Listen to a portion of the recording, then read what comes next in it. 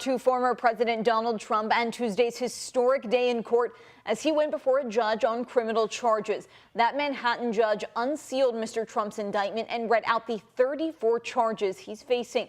Some of them stem from alleged hush money payments the former president and his team made to an adult film star before the 2016 election.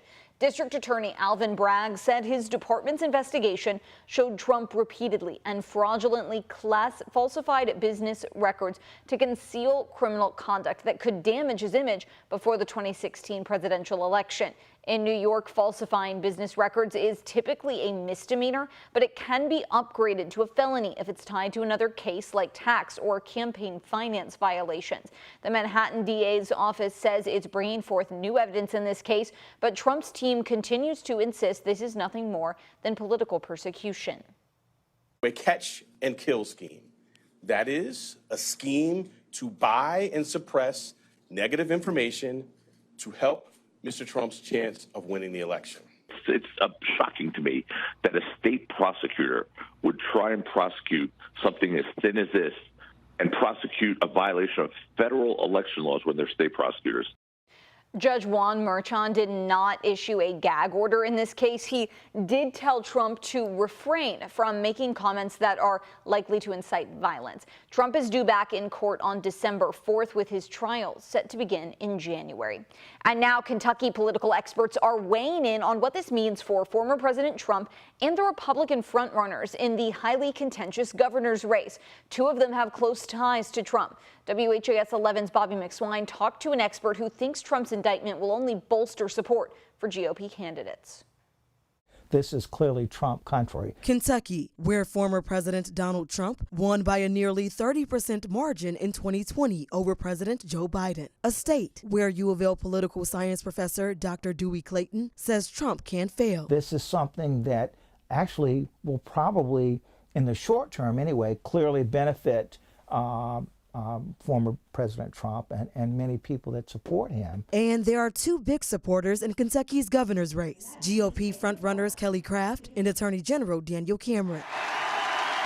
Cameron receiving Donald Trump's endorsement last summer, sharing his message on Twitter. In response to Trump's indictment, Cameron issued a statement saying, like many Kentuckians, I'm appalled by the political weaponization of our justice system against President Trump. He goes on to say that the move, quote, appeases the desires of the far left.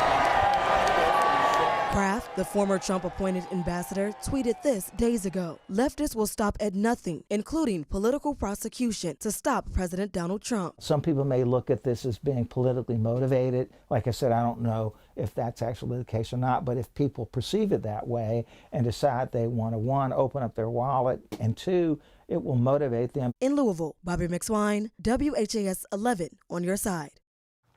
January polling from the Mason-Dixon polling company shows Governor Andy Beshear holds a significant lead over GOP contenders. Clayton says only time will tell if the dynamics will shift because of Trump. We have in-depth coverage of all of this week's historic events online. Just go to WHAS11.com, our free news app, or the WHAS 11 YouTube page for all of that. Louisville Metro Police and Kentucky State Troopers have taken more than 7 kilos of black tar heroin off the streets. According to an arrest citation, troopers conducted a traffic stop on Ernesto Marinas on Preston Highway on Sunday. He agreed to let troopers and a canine search his car where they found the drugs. LMPD says the $300,000 worth of heroin came directly from Mexico, and its final stop was here in Louisville. Marinas, who is from Texas, is charged with trafficking and importing heroin.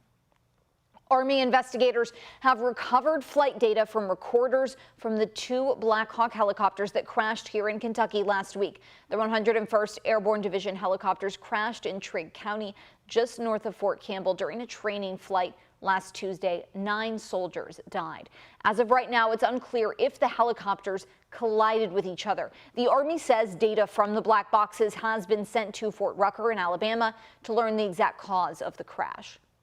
And police believe a man found shot on West Main Street in Portland will recover. Officers found him around 10 last night with what they say was either a gunshot or shrapnel wound in his back.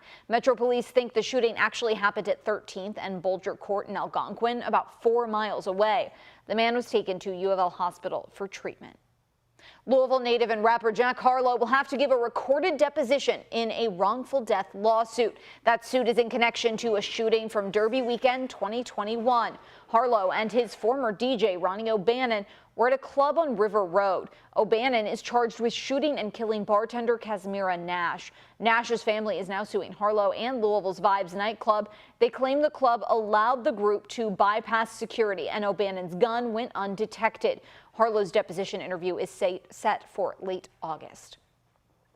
Crews are making progress right now to stabilize the 2 barges still stuck in the McAlpin Dam and will continue that work today.